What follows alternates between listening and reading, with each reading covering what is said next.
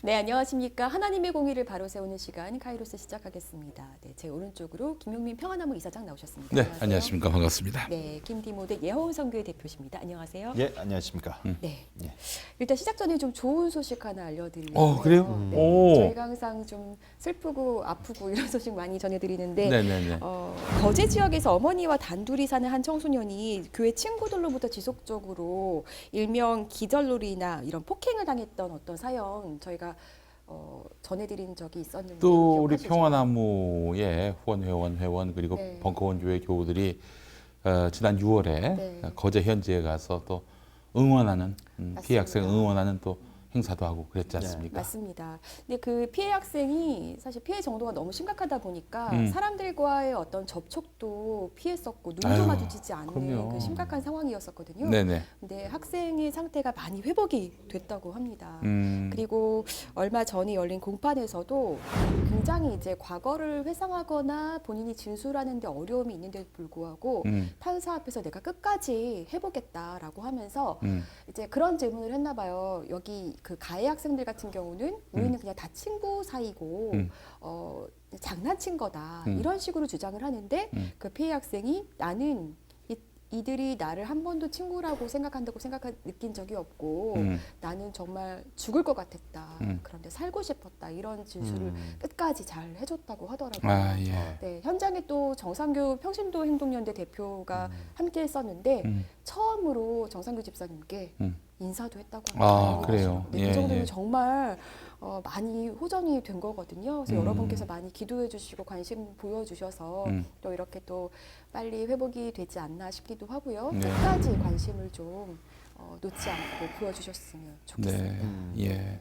두 분도 좀 응원의 말씀 좀 전해주시면 좋겠어요, 이사장님. 아 그래요. 우리 저 그 학생분 그게 참 힘든 세월을 정말 열심히 잘 이겨내고 계신데 응원의 말씀드리면서 아울러 학생이 힘내서 이 문제에 대해서 당당하게 대응하겠다. 이 부분에 큰 박수를 보내지 않을 수 없습니다. 이렇게 학생이 어렵지만 가시밭길이지만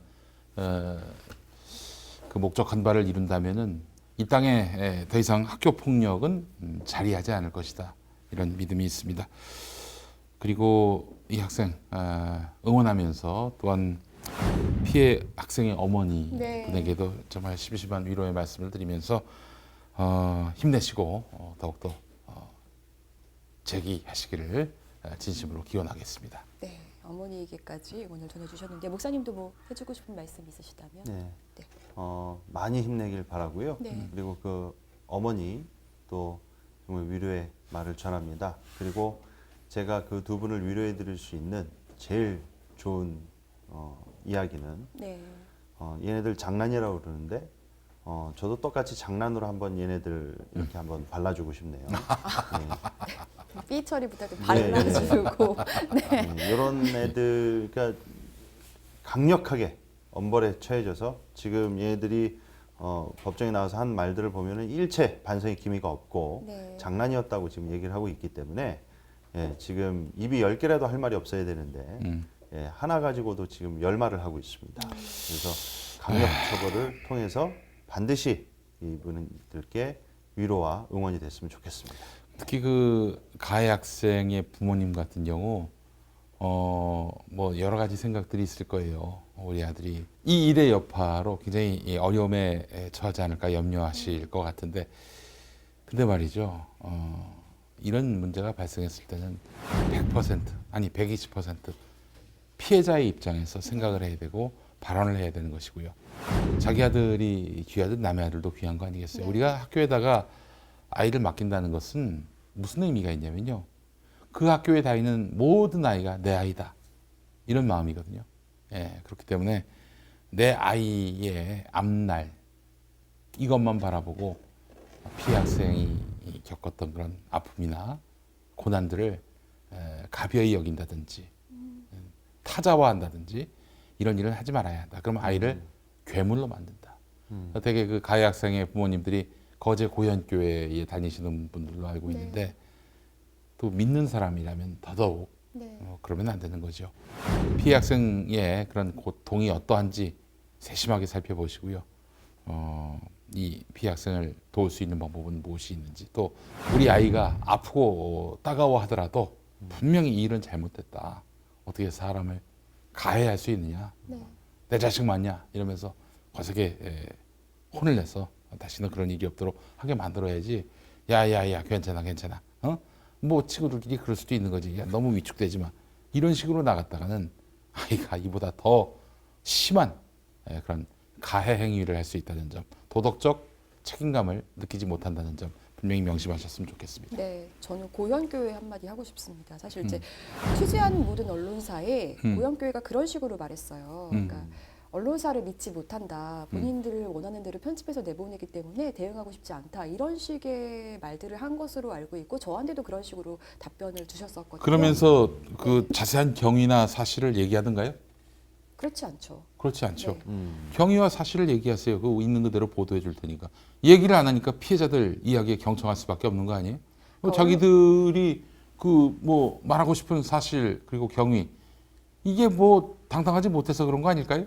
그러니까요. 언론사가 뭐 신뢰가 떨어져서 말을 못하겠다는 이런 핑계 대지 마시고 교회가 빨리 약자들의 편에 서서 신뢰를 회복하실 것을 권해드립니다. 네, 오늘 이제 카이로스 본격적으로 시작하겠는데요. 첫 번째 주제는 소송 남발하는 명성교회 피해자 코스프레로 잡았습니다.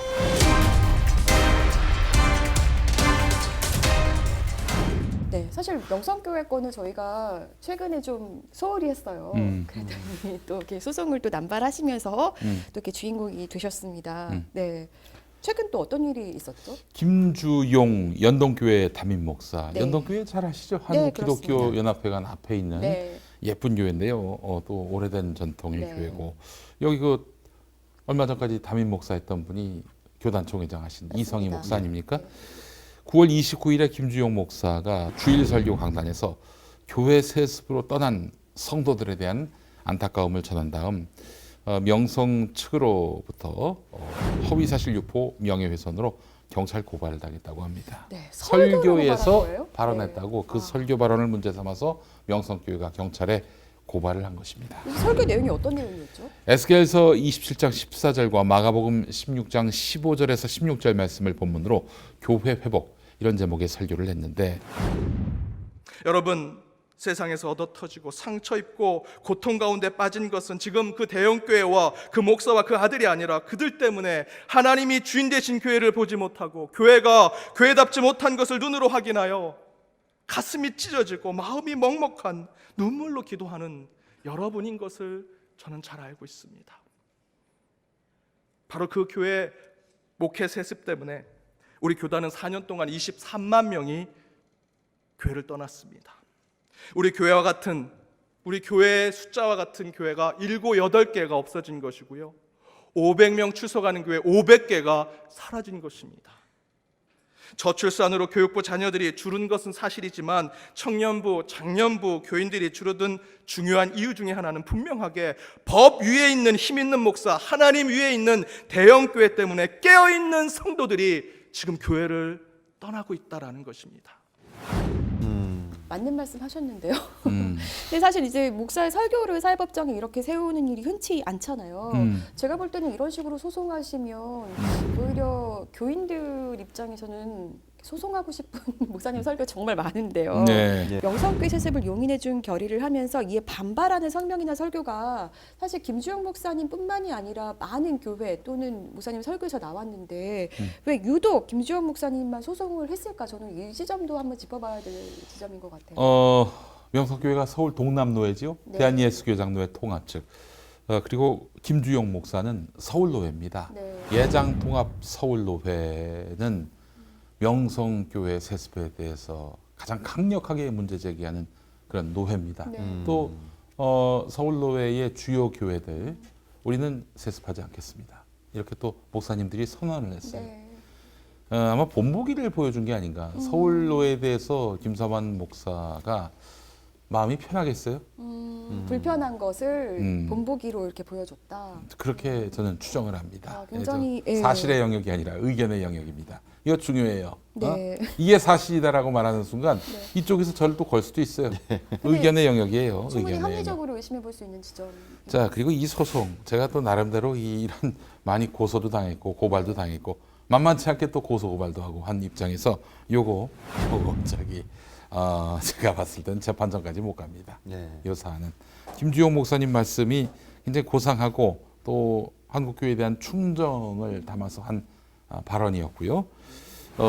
그런데 이게 명예훼손이 된다. 네. 그렇다면 이게 굉장히 심각한 문제거든요. 그렇죠. 지금 빤스 목사 전광훈도 어떻게 손대지 못하고 있는 판에 이 정상적이고 합리적인 교회의 설교, 대한예수교 장로 통합 측의 굴지의 교회 중에 하나인 이 교회에서 한 설교를 갖고 검찰 경찰이 처벌한다? 김사만의 이런 무리한 그 고소 고발로 불가능합니다. 기본적으로 법리를 떠나서 이 구도 자체가 고소 고발로 갈 수가 없고요. 아마 명성교회는 이 김주용 목사 경찰서에 출석해가지고 이런저런 조사 받음으로써 심리적으로 위축되게 하려는 그런 의도가 아닌가 이렇게 판단하는데요. 네. 이런 거에 기죽지 마시고요. 김주용 목사님 이 소신 꺾지 마시고요. 하신 말씀은 광야에 외치는 자의 소리같이 굉장히 아름다운 이야기입니다. 한국교회를 살리는 말이기 때문에 이런 명성교회 위압에 대해서 괴념치 마시길 바라겠습니다. 그 김주영 목사님이 이 설교하고 나서 엄청난 문자와 이런 어떤 항의 메시지를 받았다는 아마도 이제 좌표를 찍었겠죠. 네. 공격하라고. 네, 안 봐도 비디오입니다. 그러니까요. 어떤 분들이 하셨을지도 대강 짐작이 갑니다. 근데 왜 나한테는 안 보내지? 상대할 가치가 없는 교회라서 그런가? 연락처 따는 게 쉽지가 아니 않아서. 다 받으면 이제 바로 그분들을 또 저희가 또 모셔야죠. 조사 받으시게. 네. 그 명성교회가 네. 이제 개인적으로 저희 그 야운성교회 홈페이지에 네. 그 게시물들을 너무 많이 신고를 해가지고요. 그 게시 중단 요청을 했습니다. 네. 포털에 그 예. 진지가 있으신 분이구나. 전단팀이 마치 있지 않는 이상 이게 좀 불가능한 있어요. 것처럼 보여지고요. 이 얘기도 잠시 후에 이제 나눠볼 예, 텐데요. 사실 이제 그 이번에 이렇게 김주호 목사한테 고발을 한 분들은 명성교회 장로 6명이 한 거라고 합니다. 네. 그래서 제가 이제 직접 확인을 해봤는데 장로들끼리 회의를 통해서 이제 의견을 모아서 한 거다 이렇게 얘기를 하시더라고요. 네네. 참 제가 좀 이걸 어떻게 받아들여야 될지 이분들은 본인들이 피해자라고 계속 주장을 하고 계시거든요. 네, 명성교회 A 장로의 얘기 한번 듣고 오시죠. 별나게 개신교는 하나가 되지 못하기 때문에 어떤 경우도 개신교가 대접을 받지 못한다고 생각을 해요. 천주교나 심지어 원불교까지도 불교도 그렇고 전부 서로 감싸고 이렇게 하는데 총회에서 질책할 거 하고 혼내고 그동안 많은 시다리를 받아서 어떤 앞날을 위해서 하나 되자라고 하는 차원에서 결정을 내렸으면 일단 당분간은 그 부분에 대해서 지켜봐주고 기도해주는 게 우리 믿는 사람들이 해야 될 도리라고 생각을 해요. 근데 무조건 함부로 막 그냥 아무렇게나 써제끼고 흠집내고 그런 언론들과 부안해동해가지고 하는 거는 옳지 않다고 생각하기 때문에 장로님들은 교회를 지키고 구성원들의 신앙을 감싸줘야 될 의무를 가졌다고 생각하기 때문에 전체 장로님들 의견이 전부 하나같이 똑같았어요. 악의적인 방법으로 무너뜨리려고 하는 일이 있다면은 우리가 할 수 있는 길은 우리는 얻어맞고 넘어지고 자빠지고 계속 그랬잖아요. 그런 과정이라면은 그런 부분에는 참다 안 되면 우리가 하소연하고 호소할 수 있는 길은 그 길밖에 없잖아요. 이분 얘기는 우리가 계속 얻어맞고 우리가 자빠지고 그랬다. 억울하다. 이런 식의 주장인 겁니다. 이런 주장 굉장히 어디서 많이 들어보셨죠? 네, 그 김사만 목사도 그런 말 했어요. 이로 인해서 일반 언론, 방송, 한 방송이 때려도 이게 대단합니다. 엄청난 상처가 생기는 것. 여기에 많은 이단까지 달려들어서 저희 교회가 피투성이가 되도록 저희들이 많이 맞았습니다. 우리가 언론, 심지어 이단에게까지 많이 맞았다. 맞을 짓을 왜 하셨나 하는 그런 의문을 하지 않을 수가 없습니다. 명성교회에서는 저도 손목 꺾였고 많은 기자들이 맞았습니다. 그래요. 네. 명성교회에서 그 당한 분들도 많습니다. 하고 자기들만 당한 것처럼 얘기해. 아, 진짜 맞은 거는 저희가 맞았는데. 아, 손목이 어찌나 아프던지 부러지지는 않았지만. 네. 근데 이제 명성교회 세습을 지지하는 명성직 인사들과 얘기를 나눠보다 보면요, 이분들이 말씀하시는 게 정말 그 김삼환 목사의 어떤 설교의 영향을 정말 많이 받았구나. 이게 확 느껴지거든요. 특히 그 저랑 계속 통화를 해주시고 있는 그 명성교회 장로님 같은 경우는 이런 말씀을 되게 많이 하세요. 이날도 뭐라고 하셨냐면, 남을 자꾸 흠집내는 사람은 반드시 자기 몸에 치유가 불가능한 흠집이 생기는 것을 엄청 많이 봐왔다. 네. 아니, 김삼환 목사의 경우에서 많이 봤다는 얘기입니까? 네. 남을 자꾸 흠집을 그러니까 뭐 내가지고. 어떤 경우에서든지 남을 자꾸 이렇게 험담하거나 뭐 이런 식으로 하면 잘 되는 거 본 적이 없다, 뭐 이런 취지인 것 같아요. 본인 교회 얘기인가요? 본인 교회 얘기인가 근데 봐요. 예. 되게 또 이렇게 반어법적으로 얘기하면 예수님 얘기하는 것 같습니다. 아. 그 바리새인들한테 회칠한 무덤이라고 그랬다가 네네네. 온몸에 채찍을 맞으시고 싶지 않다. 아이고. 그래요. 저한테 그런 말씀 하신 적이 있는데, 젊은 기자가 앞날이 얼마나 네. 그 젊은 기자 허위 사실이군요. 허위 사실. 젊은 기자라니. 예. 허위 사실. 허위 사실. 아유, 이런 걸 또 이렇게 비알같이 짚어주십니다. 네. 네. 사실 이제 뭐 이렇게 남을 험담하면 안 된다. 뭐 남의 어떤 잘못된 걸 보기 전에 먼저 자기 자신의 어떤 잘못을 돌아봐야 된다. 뭐 이런 식의 설교나 훈계는 저도 이제 계속 한국교회 내에서 자라오면서 너무 많이 귀에 정말 딱지가 앉을 정도로 많이 들어온 그런 예. 말들이거든요. 네. 근데 목사님, 그 한국교회가 이렇게 어떻게 보면 사회 구조학의 문제보다는 또 교회의 어떤 잘못을 지적하기보다는 어떤 개인 인격 수양을 하면, 개인 인격 수양을 잘 하면 된다라는 식으로 이렇게 가르치고 있잖아요. 예. 요거는 좀 어떻게 봐야 되는 건지, 그리고 왜 이렇게 됐는지 좀 말씀해 주시면 좋겠습니다. 그 일단은 그 네. 소위 이 강남에 있는 그 대형 교회들, 네. 명성교회뿐만이 아니라 이 우리가 흔히 이야기하는 중산층 계층들 있지 않습니까? 배울 만큼 배우고 또 알 만큼 알고, 그리고 또 돈도 그렇게 없지도 않으면서 어느 정도 있는 그 중산층 계층들이 그 제 개인적 그 관점에서 말씀을 드리자면, 이분들이 이 삶을 살아오시면서 이 삶에 대한 진중한 이 삶과 인생에 대한 피드백을 받아본 기회가 거의 없습니다. 그런데 왜냐하면 이제 나이를 먹으면 먹을수록 우리의 인격과 자아와 이런 내면적인 부분에 있어서 네. 뭔가 이렇게 멘토링 해줄 사람이 없거든요. 많지가 않습니다. 근데 교회라는 장소에 가면은 성직자라는 목회자라는 사람에게 주어진 매 주마다 거의 40분에서 1시간 동안 할당된 설교 시간이 있습니다. 네. 그 시간을 통해서 목회자가 뭐 예를 들면은 이제 인서울에서 하이클래스 출신의 정장 쫙 빼입고 이렇게 좀 어느 정도 갖췄어요. 네, 근데 그 사람이 인텔리 그 그룹들한테 막 신랄하게 얘기하는 거죠. 너 욕심 있지 않냐? 탐심 있지 않냐? 막 이러면서 개인의 그 도덕성과 윤리적 문제를 자극하고 막 이렇게 복음, 성경 구절을 이렇게 근거로 기반으로 해서 설교를 통해서 이렇게 포효하듯이 말씀을 선포하면 거기에 네. 희열을 느끼죠. 하나의 엑스타시를 느낍니다. 마치 나를 이렇게 함부로 대한 여자는 네가 처음이야. 맞습니다. 이런 건가? 그래서 그 그룹들이 이런 걸로 인해서 그게 다 잘못됐다는 건 아니에요. 이런 그 설교와 이런 과정들을 통해서 이 하나님 말씀을 이해하고 받아들이고 또 자신의 삶을 네. 돌아보고 회개하는 그런 거는 좋은 것이죠. 그런데 이제 그걸 통해서 자신이 다니고 있는 교회 목사님을 이제 존경하게 되고 저런 어르신이 저렇게 배우신 분이 저 경륜이 있으신 분이 나의 내면에 마치 내 속을 훤히 들여다보는 것처럼 이것을 다 지적하고 이야기해주고 멘토가 되어줘서 이렇게 해주는구나. 거기에 많은 적지 않은 사람들이 매료가 됩니다. 그래서 그 교회를 이렇게 또 이렇게 매력에 푹 빠져서 다니게 되는데, 문제는 뭐냐?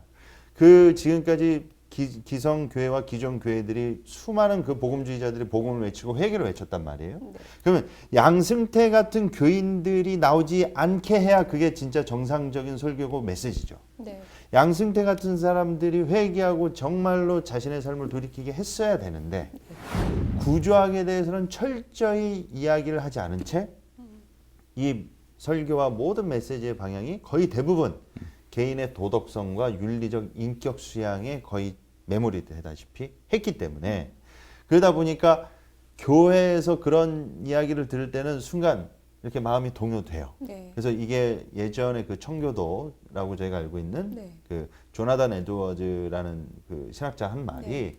지적 동의라고 하거든요. 네. 그러니까 지적으로는 동의하지만 삶의 열매는 없는 겁니다. 변화가 없습니다. 구조학에 대해서 전혀 볼 수 있는 무감각하고 무뎌져 있습니다. 그 제가 좀 네. 이해는 안 가는 게 본인이 어떻게 보면 죄인이고 그리고 하나님 앞에 정말 약한 사람이라는 것을 깨달으면 약자에게 마음이 가고 사회 구조학에도 눈을 뜨게 되지 않나요? 저 좀 예. 그 프레임 자체가 제로섬 게임이나 의자놀이를 하고 있다는 것 자체에 대한 그 어떤 일깨워주는 메시지나 내용이 일체 없기 때문에 네. 그거에 대해서 전혀 무감각한 거죠. 그러면서 자기가 속한 그룹이나 자기가 서 있는 위치에 대해서 그냥 그 자리에서 최선만 다하고 그 자리에서만 도덕성을 찾으려고 노력을 하기 때문에 전혀 구조학에 대해서는 무디고 침묵하거나 아니면 그것에 뛰어들어 가지고 뭔가 하는 것은 마치 비성경적이고 하나님이 원하시는 게 아니다. 이제 그런 식으로 지금까지 한국 교회가 저희 뭐 좀 얘기가 길어질 수 있지만 이 저희 개신교의 첫 스타트가 그 일제 시대였잖아요. 근데 그때 일제 강점기였습니다. 그때 구조학에 대해서 목회자들이랑 신학교에서 이야기를 하게 되면 그것은 곧 독립운동으로 갈 수가 있거든요. 그러니까 직간접적으로 핍박을 받든 아니면 본인이 쫄려서든 그 구조학을 볼 수 있는 가르침과 내용들을 스스로 이렇게 위축시켜 온 부분도 있는 것이죠. 예. 뭐 저는 조금 어느 정도면 뭐 동의도 되지만 더 근본적으로는 교회를 다니는 목적이 본인이 복받기 위해서 가는 분들이 많기 때문 아닌가 이런 생각도 좀 드는데 어떻게 보세요? 일단 기본적으로 사회 구조학의 문제에 대해서 눈을 감을 수밖에 없는 이유가 이 교회에서 얻어가는 것들이 지극히 개인의 이익에 그 집중돼 있다는 점이죠. 네. 이 하나님은 우리에게 공동체에 대한 책임을 부여하셨는데 공동체에 대한 책임보다는 개인의 욕망 충족에만 방점을 두고 있는 거예요. 네. 돈을 많이 번다든지 건강해진다든지 세속적으로 굉장히 높은 위치에 있는다든지 죽은 후에는 구원이 된다든지 나와 내 가족에 국한되게 만들어 버렸어요. 이 시야를. 그러면 안 된다는 거죠. 구조학을 바라보면 우리 사회가 병들어 가고 있다는 것을 직시하게 되는 건데 이에 대해서 그냥 눈 감아버리고 우리가 항상 은혜로 생각하고 항상 이 온유함을 잃지 말아야 되고 네. 이 프레임에 갇혀가지고 사회 문제도 그렇고 교회 문제도 그렇고 꼭 짚어야 할 꼭 환부를 드러내서 바로잡아야 할 그런 일들까지도 다 묵과하고 묵살하고 이런 일들이 비일비재했던 것인데요. 그 한계가 이제 거의 다다른 것 같아요. 모든 사리분별을 목사의 판단에 맡기고 자기들은 그냥 맹종하는 것에만 길들여지는 이런 신앙이 결국 청와대 앞에 그 막무가내식 집회로 표징되고 있지 않습니까? 네. 예. 아 참. 근데 이게 명성교회가요. 이제 이런 설교에만 또 소송을 하는 거는 아니더라고요. 또 어떤 사례가 있죠? 네, 그 이미 카이로스를 통해서 많이 소개를 해드렸습니다만 명성교회 세습에 반대해온 김수원 목사님, 노회분들 네. 소송을 받았고요. 네. 명성 세습에 대해서 문제 제기하면서 재정 비리 의혹을 밝힐 것을 요구하고 있는 정태윤 안수집사님 등 이런 분들이 그 명성으로부터 모욕, 명예훼손 등으로 소송을 당했습니다. 그래서 저희가 네. 벙커원교회에서 1일 찻집을 열지 않았습니까? 네, 그렇습니다. 근데 중요한 게 말이죠. 네. 지금 명성 측의 소송 대리인이 로고스이고 네, 김순규 전 국정원장이 설립자이고 상임 고문으로 있죠. 네, 취향 가을 햇살이라는 점이 주목됩니다. 네. 취향 가을 햇살이라는 그 법인은 그 고영일 변호사, 네. 기독자유당 대표고 사랑제일교회 나가고 있고 전광훈의 최측근으로 알려진 인물이죠. 네, 그렇습니다. 근데 취향 가을 햇살, 그 취향 자체가 가을 햇살인데 네. 아마 높은 뜻 숭이교회처럼 한글 풀이 그다음에 한자로 해가지고 하는 것 같습니다만 이 취향 가을 햇살, 취향이 누구의 아호인지 아십니까? 누구야? 그러니까. 한경직 목사의 아호입니다. 한경직 목사가 무슨 관계가 있으신가? 여간 취향 가을 햇살 이 법무법인의 대표가 바로 고영일 변호사입니다. 그러니까 김승규나 고영일 모두 전광훈과 동지지요. 네. 로고스하고 취향 가을 햇살에다가 소송을 맡기는 거 보니까 결국 김사만과 김승규와 또 전광훈의 연결고리가 목격이 됩니다. 예. 네, 사실 뭐 명성교회가 그리고 김사만 목사가 정광훈 씨를 직접적으로 돕고 있다. 사실 이런 증거는 없지만 이분들이 서로 연결돼 있다. 그리고 뭐 이렇게 동역하는 관계다, 서로 주고받는 관계다. 이런 어떤 의심을 충분히 해볼 수 있는 지점인 것 같습니다. 근데 로고스 같은 경우에는 그 대형 교회가 굉장히 네.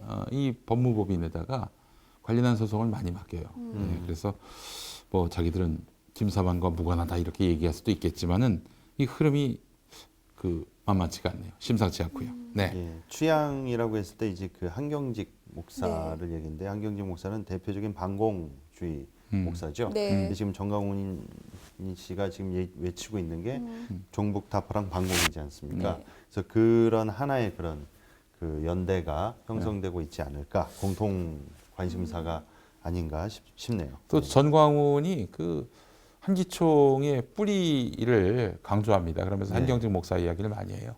예. 그렇죠. 사실상 한기총의 이 설립자를 한경직 목사로 봐도 좀 무방할. 그럼요.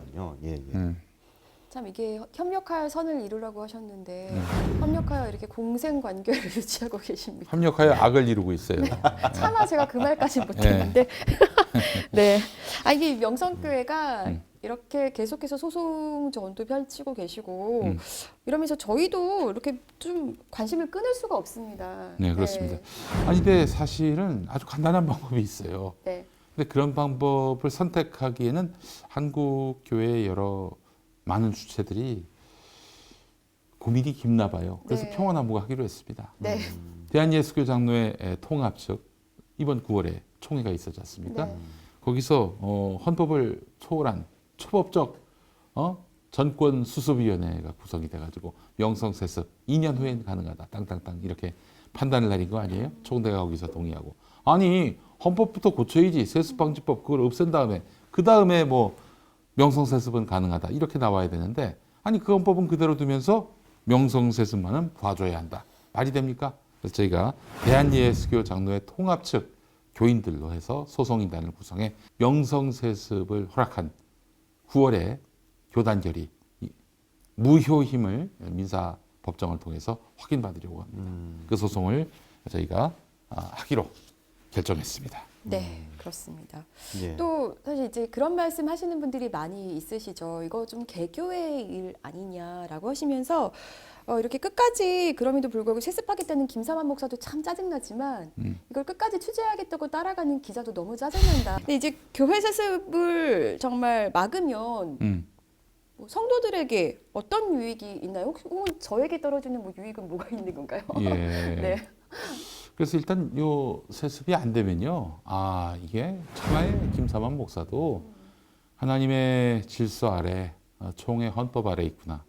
이 교회가 민주적으로 가게 되고 상식성, 합리성을 회복하게 됩니다. 네. 예. 근데 지금 이 상황에서 와 우리 목사님 힘세시네. 교단헌법도 다 무력화시키고 뜻을 끝내 관철하시네. 네. 이게 그 명성교회에 무슨 도움이 되는지 모르겠어요. 그러니까요. 예. 선생님, 우리는 왜 이렇게까지 세습을 막아야 하는 걸까요? 예. 세습 자체가 우리 기독교 교회 안에서 절대로 이루어져서는 안 된 그 아주 나쁜 적폐적 행동 중에 하나고요. 중요한 것은 교단에서 헌법에 불법으로 명시를 하고 있기 때문입니다. 그래서 이 뭐 앞으로 진행될 상황을 보면은 이 사람들은 끝까지 세습하려는 그 태도를 취하고 있지만 모두가 어차피 저거 계란으로 바위치기고 뭐 얘기해봤자 쟤네들은 세습할 텐데 무슨 의미가 있어, 이게 아니라 잘못됐다는 걸 분명히 저희가 잘못됐다고 외치고 소리치고 지적을 하고 난 이후에도 불법이 감행되는 것과는 하늘과 땅 차이가 그렇습니다. 예. 예. 그리고 마지막 한 가지 좀 제가 아까 말씀드렸다 만 게 저희 선교회 홈페이지, 예언 선교 홈페이지 그 자꾸 신고를 너무 상습적으로 하시는데 네. 게시물 차단 메일이 그냥 수시로 옵니다. 네. 그래서 좀 짜증이 나서 제가 도대체 어떤 게시물을 차단했는지 봤는데 그 명성교회 김사만 목사가 김수원 목사님을 진짜 싫어하는 것 같습니다. 제가 무슨 명성교회를 비판하거나 뭐 이렇게 한 글이라면 상관이 없는데 네. 제가 예전에 김수원 목사님 금식하셨을 때 김수원 목사님. 김수원 목사님 금식하셨을 때 그 응원 방문차 한번 간 적이 있습니다. 네. 그래서 한번 손잡고 있는 그 사진을 게시물 명예훼손 차단이라고 걸었더라고요. 그래서 딴 거 없이. 예, 딴거 없이 그 사진에 응원한다는 말 한마디밖에 없는데 그게 무슨 명예훼손이 되는지 저는 좀 이게 납득이 되지가 않았습니다. 아니 그런 거는 이제 순순히 응하시지 마시고 그거는 예. 다음이 임시로 걸어놓는 거예요. 왜냐하면 예. 즉각적으로 신고한 사람의 권익을 보호해 준다고 무조건 내려요. 예. 뭐가 잘못된 거냐라면서 막 항의하시면요, 좀 귀찮긴 해도 그 게시물 다시 살아납니다. 예. 예. 그래서 너무 졸렬하지 않나. 예, 뭐 비판 글도 아닌데. 예. 예.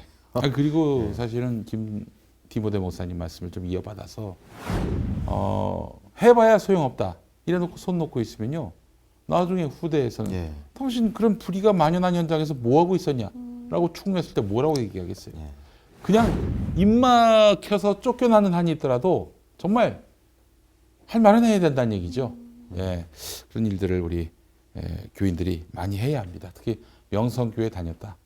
지금 명성교회에서 바른말 하는 이런 분이 정말 시대적 역할을 하고 있는 것입니다. 예, 그래서 그 방기하고 방치하고 그래서 김서만 리더십만 공고히 하게 한다면은 역사의 범죄를 저지르는 겁니다. 역사의 범죄를 저지르면 막 그때 깡패가 되는 거야. 네. 깜짝 놀랐습니다. 예. 네. 너무 잘하시는데 한 번 더. 뭐 깡패가 되는 거야. 네. 사만아, 나에게도 신앙이란 게 있다. 네가 내 신앙을 짓밟으면 막 그때 깡패가 되는 거야. 네. 정말 네. 저희가 그 정광훈 현상 관련해서 토론회도 준비하고 있습니다. 정광훈 씨가 주장하는 대로 대한민국이 또 세상이 정광훈 씨 중심으로 돌아가고 있다고 생각은 하지 않습니다. 그렇지만 분명히 올해 이 정광훈 씨 때문에 저희가 정말 피곤한 한 해를 살았습니다. 그래서 이 한 해를 좀 돌아보면서 정광훈 현상에 대한 토론회를 좀 가지려고 합니다. 12월 23일 오후 1시 벙커원 교회로 오시면 누구나 함께 참여하실 수 있습니다. 많이 참석해 주시면 좋겠습니다. 또 교회 정의가 바로 세워지기를 바라면서 1부 마무리하고요. 저희는 2부에서 다시 찾아뵙겠습니다.